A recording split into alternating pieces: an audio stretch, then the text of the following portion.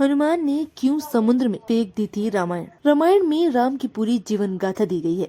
रामायण के बारे में हम सब लोग जानते हैं कि इसे महर्षि वाल्मीकि ने लिखा था, लेकिन वाल्मीकि रामायण से भी पहले राम कथा लिखी जा चुकी थी। कई पौराणिक कथाओं में रामायण का रचयिता हनुमान को माना जाता है, जिन्होंने वाल्मीकि से भी पहले राम कथा को शब्दों में पिरोकर पत्थर पर उकेर कर दिया था।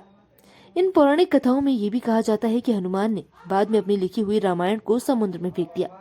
उन्होंने ऐसा क्यों किया था, इसका कारण हम आपको बताते हैं। दरअसल हनुमान ने कैलाश पर्वत पर जाकर तपस्या की। इस दौरान वे रोजाना राम को याद करते और उनकी कथा को एक पत्थर पर नाखूनों से लिख देते थे। महर्षि वाल्मीकि भी हनुमान की तपस्या के दौरान ही रामायण लिख रहे थे।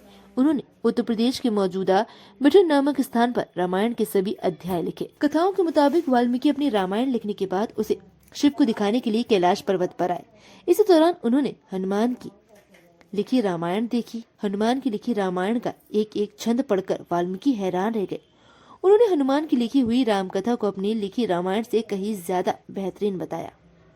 वाल्मीकि ने यह कहा कि हनुमान की रामकथा के सामने उनकी रामायण कुछ भी नहीं।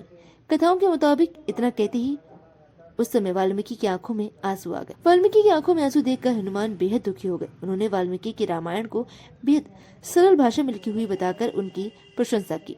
हनुमान ने वाल्मीकि की प्रशंसा करने के बाद अपनी रामकथा उठाकर समुद्र में विसर्जित कर दी।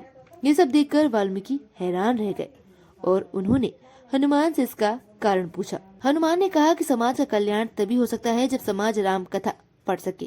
मेरी राम कथा से ज्यादा आसान संस्कृत में वाल्मीकि ने रामायण लिखी, इसी कारण उनकी रामायण ही अच्छी है।